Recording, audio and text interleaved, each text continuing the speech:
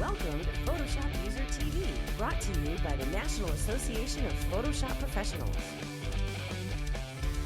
And now, here are your hosts, the Photoshop Guys.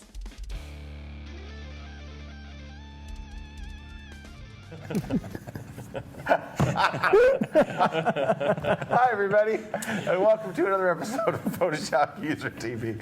I said something so stupid right before it went on. I'm not even going to tell you it was so stupid. We can attest to that. Welcome, everyone. My name is Scott Kelby, and I'm surrounded by some of the most beautiful men you will ever see, and Matt Kloskowski. So, to my left, Mr. Dave Cross. Hello, the everyone. Canadian boss. He's like a boss. Dude, I don't even want to know where you got that from. All right, this is Matt. Hi. Corey's here. Hello. How you doing, man? I'm good. Good. I hardly ever see Corey because. Why is that, Corey? He's got a girlfriend. Because the honeymoon. Because I know you moved got into a a house. girlfriend, you moved into a house. He moved into a house. The That's love- the number one The reason. love is What- gone. He's No, spending yeah, his I. days at Home Depot now. Yeah, you're at the depot. Dude, they all know the me time. by first name at Lowe's. Hey, Corey out. Oh my. Yeah. And over here, Petey Collins. Hey, how's it going, guys? Hey there. Hi, Pete. How are y'all doing? Very good. You're feeling good today, aren't you, Scott? It's the drinking. Hey, we've got so many cool things happening. We're broadcasting this live. If you're just joining us, hey, I forgot to actually click share. Nice. That we're live. Thanks. Hey, Hey. we got news, though. You're going out on the road? I'm going got on the a tour road. coming up. I'm going on the road Brand like new? Monday. Holy So, crap, really? yeah, Monday I'm in Nashville, Tennessee. Wow. So at the Nashville Convention Center, come out and see me. It's my brand new Photoshop CS6 tour for digital photographers. So if you don't have, people have asked me to see people on Twitter. Matt, you taking a call, bro? Yeah. So people that ask me on like Twitter and stuff, I have CS5. Is it still okay if I come out? Absolutely. I will be showing the new stuff in CS6, but there's so much stuff that was in CS5 that is for photographers. So yeah, you'll see all the new stuff, but you'll see tons of stuff. Doesn't matter if you can have CS4, 5, or 6, you'll be good. Of course, 6 will be the best. Interestingly, that tour has the name of a brand new book. I don't know how that happened. I just saw it yesterday. I just saw my first copy we just got our yesterday. copies in. So Photoshop CS6 for photographers. You can get it now. Yeah, and I'll sign it. It's brand new, and I just got it It's going yesterday. to be one of our prizes for today. Yeah, one of our prizes for today is my brand new Photoshop CS6 book, and it's Amazon's got them in stock. I saw Barnes and Noble will have them. Okay, so that's it. Hey, I'm going to Nashville. I said. Then I go to I put it on my Philly. website. I go to Philadelphia and then to New York. Thank you, by the way. Very kind of you. To Philadelphia the next week and New York City on the 30th. So I hope you'll catch me at one of those cities. If they go to Kelby Training Live, they can see all the. That's a good place to go. Dates that That's are coming an up. excellent do place it. to go. Excellent. We've also got some other giveaways today. Hey, before we We'll get show 'em later. Yeah, we'll show some giveaways. But I got to tell you, so last week was my birthday. And just literally before we went on the air, Brad Moore, who's my photo assistant and runs the studio here at Now, comes up and gave me this book.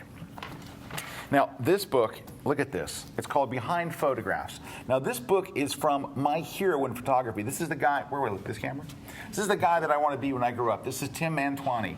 And he is an amazing photographer. He does like, the Madden sports games and stuff. He does the covers for those stuff. An incredible photographer. He's every time they ask me who inspires me, he's always in my list because he's fantastic. Well, he did this book, and I actually was in New York and I saw him do a part of this. It's famous photographers holding their favorite a print of their favorite ones. And Joe McNally is actually one of the guys in here. But Brad just gave it to me, and it's signed. Tim signed it and everything. So first, thank you, Brad. But secondly, this is an amazing book. It really is. I've seen excerpts of it online, and I just got it just now. And if you just flip through the pages, I mean, look at the size of the image. And he shot this because I was in New York when he shot a couple of these and got to go watch him for a little while. He shot it with a camera that takes up the entire room. It's like a full-size Polaroid, kind of like what Joe McNally shot for the faces of. But I don't know if it's exactly the same camera. But it was 8 feet tall by 6 feet. It took up the entire room, and you only take one shot. It's very expensive. You just go click. Okay, we're done. You might take 2 or 3, but just an incredible book. And so thank you, Brad, for getting this from me. But you guys also check it out. Behind Photography, Archiving Photography's Legends by Tim Mantoani, and you spell it Mantoani. And He's a cool guy. Awesome. Hey, you know one thing we forgot at the very, very beginning because we were amused? Oh, we forgot to say that we're brought to you by Photoshop User Magazine. That's it right there. Hey, do you get Photoshop User Magazine? I do. I do. I do. Pete? Yes, I do. Corey? Every month. Yeah. If you're not getting it, you're like, well, how do I get that magazine? Join the National Association of Photoshop Professionals. Go to PhotoshopUser.com. It's got all the details about it. It tells you everything you get. And one of the things you get is 10 times a year, you get that magazine. The magazine is so thick, it's like getting a book delivered to you 10 times a year. If you don't have it, get it. It's awesome. And it produces a TV show called Photoshop User TV, which we're on right now. What we're watching. Matt, how do you feel about showing a Lightroom tip? You know, there's a whole Lightroom section in that magazine. There is. So to honor that section, why don't you show us a Lightroom tip? I will show you a Lightroom tip. Now, this is stock photo? This is not a stock photo. This was my first photo taken with a D800. Oh, is that incredible So camera? It's got, like, is that just insane? Crazy detail. Crazy sick detail. When you look down here at like the rocks. Wow. Yeah, it's pretty. Yeah. The way I said it is, I didn't know I wanted that much detail until I had it. Till you had it. That's the only camera I ever want to use now. Anyway, just a tip. I actually taught like six. When did you get your D800, by the way? I didn't. I borrowed Scott's. Oh, lame! So am I going to get to use my camera? You, though. Am I going to get to use my camera anymore? You might. You All might. right. You might. Anyway, I taught a bunch of Lightroom seminars in June, and I'm just kind of going through questions that I got quite a bit. This was one that came up a lot, is whenever you're in the adjustment brush, if you look up here, you see the little adjustment brush pins that it lays down. One of the questions came up a lot is, what happens if I want to see the image without those pins? Because it's kind of intrusive, especially if maybe you're doing something on a portrait and you have one over somebody's eye. It is kind of intrusive. So a lot of people miss that there's a little toolbar right down here at the bottom, and there's an option that says Show Edit Pins. The one that's always, to me, I don't like that one. I like the auto one. Because the auto one, when you move your cursor over, which means I want to do something with this, shows you the pins. When you move your cursor away, the pins go away. So that's what I would leave it on. The other thing is I had people come up and say, I can never see the pins. That's because somehow you chose never.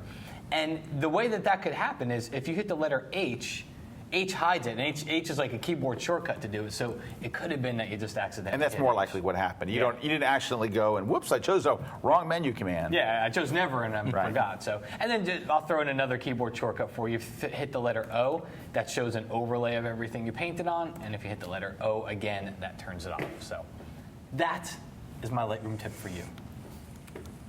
Hey, I just heard that the websites are temporarily unavailable. That's nice. They said the websites are up and running right before we went on. Are we going? Are we live now? Keep going. I don't know. Oh, good. Thanks. You'll see this eventually. We are recording it, right?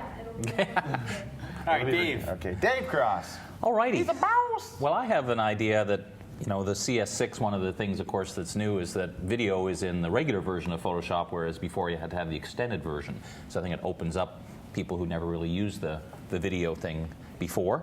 And one of the things I thought I would try was kind of a stop motion thing. So I just went, actually I sat in the post office parking lot here in Oldsmar.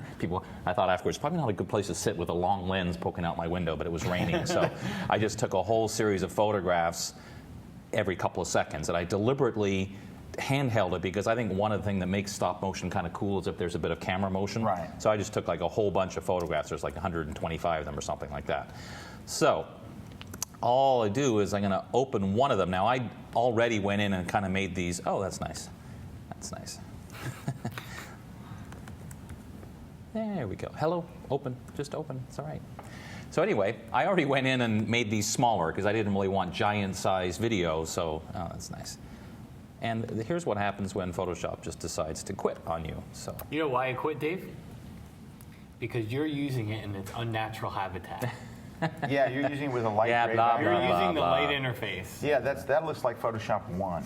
I'm actually hacking into his system It's from the here. same color that Photoshop 1.0 was. Okay, fine. I did that because I was presenting on the weekend and people seemed to be put off by the dark. They had this color calibrated projector, but it actually made it really hard to see the dark interface. That's my story, and I'm sticking to it. Anyway, so back to our story. We open one of them, and that's really just to get the right size, because I just want to make a new document that's the same size as that, just so I know it's the same size. And down at the bottom, I have this already shown. If you don't have the timeline panel, you'd have to go to the window menu and get it, and I want to create a new video timeline because I'm going to start from scratch. And on the side here, in this layer, there's a little thing, looks like a little film strip. I click on that and say Add Media. And I'm going to go to that folder that I have that has all those individual images in them. And I'm just going to select them all and hit Open. And of course, they were very careful. I kept the same file name, so they're going to open in order. And the only kind of problem with it is, by nature, when it does that, each frame is on there for like 5 seconds, which would make a painfully slow stop motion kind of thing. So down the very bottom corner, you can also get this from the menu, there's an option that says Convert to Frame Animation. And part of the reason for doing that is now, if I select all the frames, you'll see it there on any one of them, there's a little menu pull down right here that says how big a delay do you want. It's set to 5 seconds. I'm going to put it to 0.1. You might also choose to put no delay.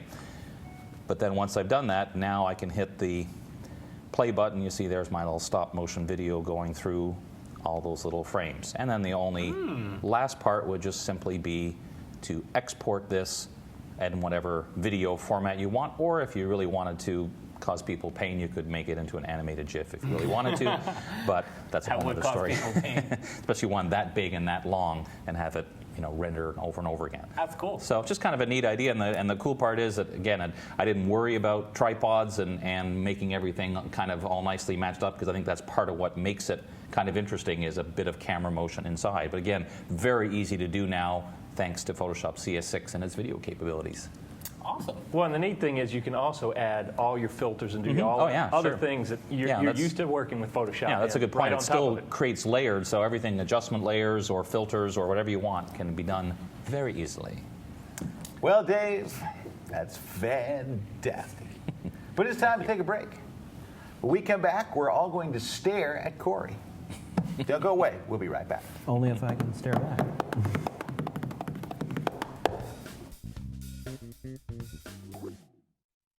I'm Eric Valland, a lifestyle portrait photographer. Photography, for me, I'm a people photographer, so I love working with the people and working in beautiful locations together. You're shooting lifestyle photography and you're looking through your camera lens and you're getting those frames, and all of a sudden the moment happens. I mean, you know it instantly. The great thing about lifestyle photography is I try to capture real moments with it, so I set the stage to let those moments happen, and as they unfold, I'm just there lucky enough to be the one pulling the trigger and getting it on film. For my upcoming class, Outdoor Lifestyle Photography, the key to capturing that moment and that location is finding what's unique about that location, what really stands out to you right away, and then compressing it. In this class, I'm going to teach you how to select those locations, how to light them for control and contrast. Everybody loves the lighting techniques, but in the end, it's all just to set the stage so that moment can happen, and we walk away with an image that goes ahead and showcases the beautiful spot we were at and captures the moment as it happened in it. Please join us for the rest of the class. You're really going to love some of the techniques I've got to share.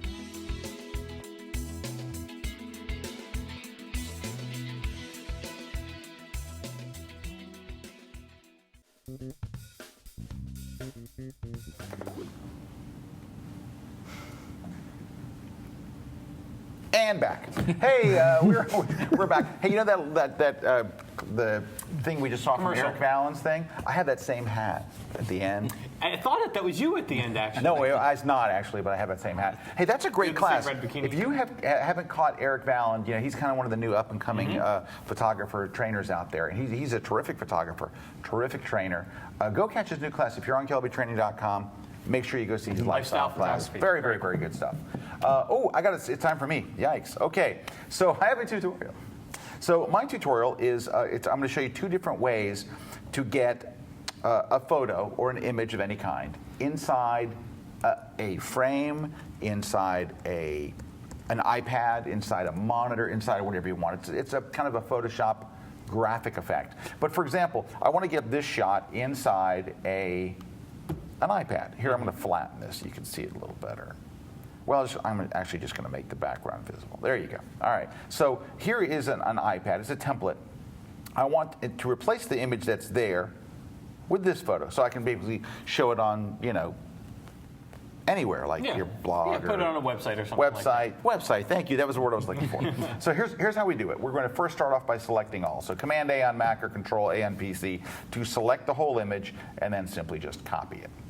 Now you go over to the other image. And because I already had something else stuck in here, I can just click on the layer mask to reload that. But here's what you would normally do. I'm going to hide that. Yeah, let's pretend you're coming in Yeah, from we'll just scratch. pretend you're coming in from scratch. So you'll go to the layer where you're thinking and just select the middle of it.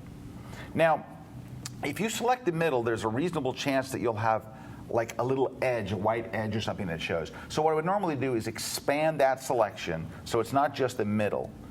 Expand it out by 1 pixel. So go select, modify, and then you'd hit expand, and you're just going to move it out by 1 pixel. So it just grows. It digs a little into the skin.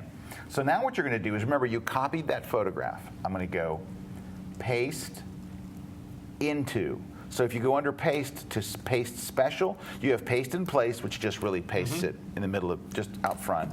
But paste into is the one that pastes it into your selection. You will only see paste into if you have a selection in place. So when you hit that, the image shows in there, but of course it's probably not going to be the exact right size. So what you need to do next is press Command T on Mac or Control T on PC to bring up free transform. But the problem is I can only reach this one free transform handle. I can't reach the others. There's a keyboard shortcut in Photoshop that will resize. I know, I use it daily. Constantly. Keyboard shortcut that will resize your window so you can reach all of the handles. It's Command and the number 0. If that's a number. 0 is a number, right? Okay. Yeah. Command 0. On PC, it would be Control 0. Then look, now I can reach all 4 handles, so I can hold the Shift key and drag this in. Now, once it gets close, then I'll press Command plus to zoom in a little bit. On PC, it'd be Control plus, of course, and I'm going to kind of make this fit as best I can inside the frame. There we go. Let's just move it up a little bit. And there you go. And now it's inside. Now, there is also a fake glass reflection. To make a fake glass reflection, all you do is add a new layer. All right. And what you need is kind of the shape of the object, right? So I'll reload that shape. So I went down here, held the Command key on Mac or the Control key on PC, and clicked on the thumbnail, so it reloaded the shape. But I don't want the middle selected. I just want the outside shape. So you can delete this area in the middle by holding the Option key on Mac or the Alt key and say, I don't want this selected. That was stupid. Actually, I want that selected. Hold the Shift key. Shift Duh. to the hole. Yeah, there you go. I don't want that in the middle selected. Sadly, I watched you and I didn't even see it coming. Yeah, Like, sorry. yeah, Duh. that'll be good. Hold the Shift key to add that. So now it's just the outside edge. So what you're going to do is you're on this new, still you're on that blank layer. Fill that with white. Now, you're going to cut away part of that. If you lower the opacity, you can kind of see where the edges are, right? We're going to cut away part of that. I use the Polygonal. Polygonal. That tool, and I just kind of draw like a square here. All right, or it's not a square. What is that? Polygon. It's polygon. Thank you. It's polygon. It's very funny, guys. And then I'm going to. I want to leave. This is the area I want to remain there. So I don't want to hit delete because it'll cut it away. I want to invert it first. So by choosing inverse, it chooses everything but the area that I'm in. So now I just have that. And then I just lower the opacity, hit delete, lower the opacity to get a glassy reflection. Now, I could stop there, Matt. You could, but you wouldn't want to. Would I, Dave? I don't think so. All right. No, what I'm going to do is... You wouldn't be so lucky. Well, you could say, well, Scott, that was really easy. It's a big square. How hard is it to get it in there? But what if it's something like an angular thing? There is a trick to it. First, you need to select the inside of this somehow. So you can use the tragic wand. We'll just hold the Shift key and keep clicking until it selects the entire interior. Then expand by 1 pixel, right? Now the image is still in memory. I'm telling you this like you don't know. By the way, Matt, did you know that the image is still in memory? I did. How is it still in memory? I don't know. Go into the Edit menu under Paste Special and choose Paste Into. Now the problem is it's not only is it too large, but it's flat. So let's go to Free Transform, right? We know that trick. We're going to press that keyboard shortcut that shows the window, Command 0 on Mac, Control 0 on PC. It kind of looks cool, even cropped out, yeah. Yeah, it does. You know why? Because it's just such a cool shot. It is. I'm making a joke. Okay. Now. That's Mesa Arch, right? No, this was actually taken in my backyard. So at the house. At Mesa Arch. All right. You live at Mesa Arch, right? So here's the trick to make it fit in proportionally correctly. before you just click OK or return to lock this in, hold the Command key on Mac or the Control key on PC. That lets you adjust each corner individually. You're just going to go, this one has to go here. This one has to go here. This one should go in this corner. And the last one pulls it all together. So now it actually is at the right aspect ratio of the TV. Hit return or enter, and now it's in there. Sweet. And if you wanted to add the glassy look again, I would just reload that selection right there. Because I don't know if I'd put glassy around the edges here like I did on the iPad. Yeah. Add a new layer, fill that with white, right? Actually, to fill it with white, by the way, there's a shortcut, Option Delete on Mac or Alt Backspace on PC. And then you're going to do the same thing. You're going to get the Polygonal Lasso tool. You're going to say, this is the part I want to keep here, kind of. And then you hit Inverse and Delete, and then lower the opacity. Glossy. It's glassy. And you want to bring it way down, so it's just kind of there. But that's how you'd add the little glassy effect. So there you have it, just a couple of quick little thingies there. That was nice thingies. Thank you. It's no stop motion. I don't have the sizzle and pizzazz of multiple stalker. Well, we could put looking stop images. motion in there. Ooh, we could. But not before we throw things over to Corey Barker, the man from Home Depot. I'm still puzzled, though. Is it polygonal or polygonal? We call it polygonal, but people always say, oh, it's polygonal. It's just really a matter of, okay. Anyway. Who was it that said? Was it Dave? You said if you're from Utah, you say polygonal? I don't take claim for that. Oh, I think it was Mr. Cross. Could work. Mr. No, Cross. so I consider, like, the whole Gaussian thing, everybody still says Gaussian blur, even though it really is Gaussian blur. Yeah. But that's a person's last name, so you That's kind of why I feel changed. bad. That's why I changed it, because I used to say Polygonal? I don't feel You're bad alone in about that one. it. If you say polygonal, you're. I do say Gaussian. I used to say if you say polygonal, you're one of those Gaussian. people. I used to say Gaussian. Gaussian, yeah. Yeah, I do too. And I say Gaussian because someone pointed out to us on the show a couple years ago that it was named after an inventor, a professor, math guy, cool guy named Gaussian.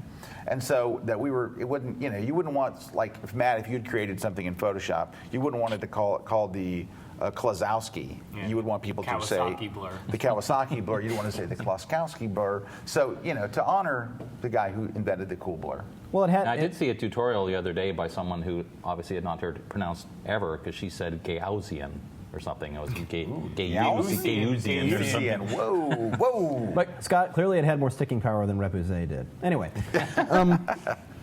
Funny enough, my tip is on 3D. Corey Home Depot Barker. I'm hung up in my microphone wire here. Hang on. Oh, this is Okay. gotta love live TV. All right.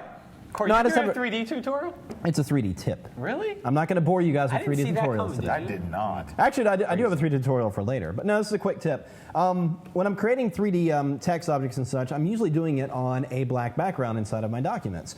But the problem is, when I go and create this, go to 3D and just do 3D extrusion from selected layer, it extrudes it and everything, but the ground plane grid that I like to use as a frame of reference is by default black. So on a black background, it clearly is not visible. If I turn the background off, now you can see that ground plane. However, you can change the color of that ground plane by simply going into your preferences, go to Photoshop Preferences, down here to the very bottom where it says 3D, and here you can change multiple things about your 3D behaviors, how certain 3D overlays look, but right down here we have the ground plane section.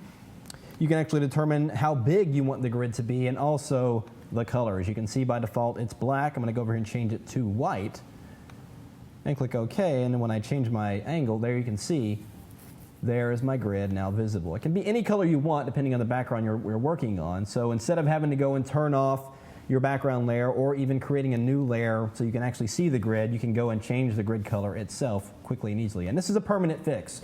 When you change the preferences, every time you create a 3D object, it will keep that color until you go back in the preferences and change it again. So quick tip for 3D. Cool, man. Thanks, man. Yep. Hey, we got one more tip for you on today's show. It's from Petey. And the good thing about throwing it to Pete is two things. Number one, it's not going to be a 3D tip. Mm-hmm. Number two, there's no way it's going to have anything to do with a photo of the Eiffel Tower. Yeah. So, Pete, what do you got for us? Well, surprisingly, it's not. Gotcha. Oh, dude, did you see my laptop? I put a fake picture up there for you. He put a He's learning. He's learning. Matt let me in on that little secret a couple times ago. You always put that fake one up there. Stunt picture. Yes. Oh, see, Well what played, happens sir. is Well played. you look over and you see what he's going to do, right? But you can see that he's got a 3D picture and he's got the Eiffel Tower. So you try to steal a little of his thunder. This is what we do because we care. This is the stunt picture. Oh yeah, I'd go, Matt, you're surely not going to do a Lightroom tip about such and such. You know, I see what he had on the screen. No, that would be what you thought I was going to do. Can we see that? Show the stunt picture. That was the stunt. Psych. Can they switch to it? Boy, the camera roll. And there. There we go. Yeah, see, we thought you were going to do a 3D. An amazing tutorial on that. But no, I'm going to do it on something completely different. That's a shame. Okay, my quick tip for you today is going to be when you want to create texture, you want to age something, maybe make it look rusty or something like that, don't forget about the new Airbrush tools, the Airbrush tips in Photoshop CS6. They are phenomenal for creating texture and roughness real quick, real easy. What I've done is I've got this pocket watch here, and the outside looks great and rusty, but the inside still looks pretty good.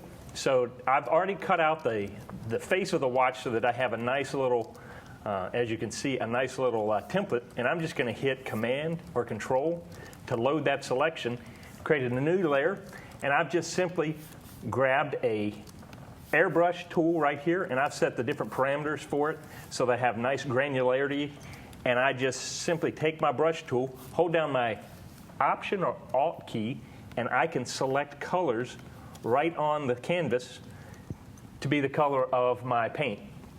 Now, because I've already set up the granularity, I can just come in and start painting, and it just adds this nice little texture, granularity. It looks like you've got spray paint overlay coming on the top of your watch, and you can real quickly add some great texture, some great aged effects to it, and it's real easy just by using the Airbrush tool, because what it does, it programs in granularity and randomness, and you can get some amazing effects real quick and real easy. And to show you in just a couple minutes time, you can take that watch that was originally looks like this and just go over it a couple times with the airbrush, and you've already aged it, and it's ready to be put into a great design. So don't forget to play with the airbrush to see how you can get some great textures and stuff that you don't have to have any extra stuff to work with. Just use the airbrush.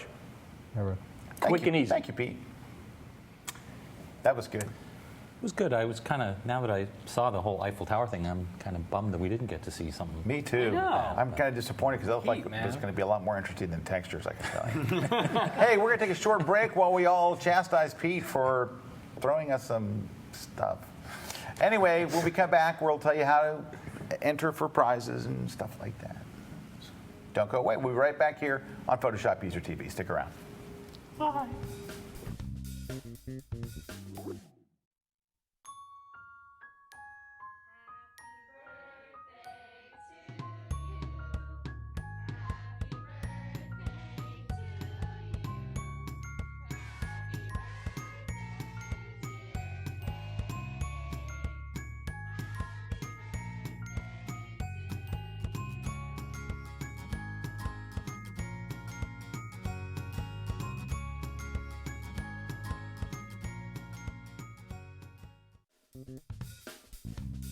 Two, one. You're on. Oh, thanks. Hey, we are back. Scott Kilby here with Matt, Hi. Dave, Hello. Corey B, Yo. PDC, Howdy, howdy. and Dave Cross is, because Dave Cross is the only person that really knows how we give away the stuff that we're giving. What are we giving away again? Yeah, show them. All right, we are giving away from Adobe Illustrator Learn by Video. CS6. Learn Illustrator CS6. Oh, this is a cool book. So Jefferson Graham's got a book, Video Nation. All right, we actually just got a bunch of copies of it. You know, I spent some time yesterday looking at this book. So he actually does all the video stuff for the tech blog at USA Today, and he was able to get some amazing access. I was looking through here, and he's showing you how to do like interviews and different types of video. using multiple cameras. He's really, it's very, very well done, very, very well written. And he's got a number of celebrities that actually helped him out on the book. And so not only does the book look great and read great, it has that extra air of authenticity. It's interesting. It is. It's very interesting. When you see who's it? Kermit the Frog's in there, dude. Yeah, it's but it's big. very well done. It's Jefferson Graham. It's a brand new book. It's called Video Nation. Also, Jefferson wrote the guest blog on my blog last week. So last Wednesday, he did an article on using multiple cameras, and he's talking about DSLR video. So it's really about DSLR video, but he also talks about like everything from iPhone video, those little HD cameras and all. But go check out my blog, scottkelby.com. Last Wednesday. So that was what, July 8th? 10th. Search for Jeff. 10th, something like that. And you'll find it. He did a really great blog, so go check it out. Cool. And we've also got to thank Peach Pit for these prizes because they are. Yes, Peach Pit Press, published by Peach Pit. Yes. Same people that publish my books. We got another one, The Hidden Power of Photoshop Blend Modes. So this was by Scott Valentine. He featured, oh sorry, I won't bounce it up and down. You can zoom in if you want. Scott Valentine, he included, RC and I have like little cameo spots in the book too. So let me see. and then last but not least, I don't believe that. a book by Scott Kelby. Ooh, I have cameo spots. That happens to coincide with the name of his new tour that is coming to Nashville, Philadelphia, and New York City that you can sign up for over at kelbytraining.com. Monday, Nashville. Come see me on Monday. We'll give away and Scott will even sign it for you. I love Nashville. Dave, how do they get to this stuff? If you go to kelbytv.com with the Photoshop User TV, you'll see there is a form you can fill in, make a comment, leave a suggestion for a tutorial, or just say hello. And we'll pick randomly a name, and someone will win these fabulous prizes. I don't see any cameos in here because all the photos look good. It's like candy. Come on, that was a good one. Scott, it's like candy. It hurts. It's like candy. Ow. Hey, all right, we're giving away all this cool stuff. How about a ticket? I'll also give away a ticket to any one of the 3 cities I'm coming to next. So Nashville or Philadelphia the next week, and then on July 30th, New York City. Any one of those, I'll give away a free ticket. I hope you can come and join me. Where do they do all this stuff, Dave? Here, you told them. Dang. Kelby Training Live. Kelby Training Live. Yeah, when you drift off, we're actually doing a show over here. Really? Is it any good? It is. Parts of it are quite good. Well, parts of it are good. All right. We're getting that. Wrap it up. In here, it's listed.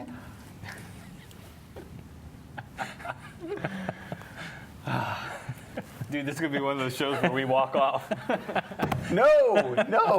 Are we still on air? No. Hey, want to thank Corey went to Home Depot. Want to thank our sponsors. I'm not really sure who they are, but want to thanks for Peach Pit Press. Hey, don't forget MPix. They are one of our sponsors. MPix is an online photo lab. They are the lab that we use. We send our stuff there. If you get there by 11 in the morning, they have it to you by the next day. And there's a contest right now, right, with MPix where you can hip your home or hip whatever. your home. Go check out their hip. Actually, Hip your house. Which they did. I've got right, a wall in my house that I just finished with some prints from. Did you? Yeah. Okay, you got to do this though. When you're going to Jefferson Graham's guest blog, I think you go back one day, and RC did a really great thing about the hip your home. He showed a picture in his house, like here's my wall, and then what it looked like after he added the pictures from MPix. It's a terrific article. But the whole article, there's more meat to it than just talking about the contest. Yeah. So go back one extra day. So thank you to MPix. There it is, hip my house, yeah. And also, we're getting ready for Photoshop World coming up here in September in Las Vegas. So it is the world's largest Photoshop training event, and there's 80 plus classes. We're all teaching classes, and if you can think of someone's name in the world of Photoshop or photography, they're probably there teaching classes. People like Joe McNally, Ms. Peterson, Bert, Joel Grimes. Can Bert you still? Monroy. So we still before the early bird? Oh yeah. Yeah. Yeah, you can So still save money. $100. Join now. All right, guys. Thank you very much for watching. We'll see you guys sometime in the future here on Photoshop User TV. Sometime in the. Everyone, look at Corey.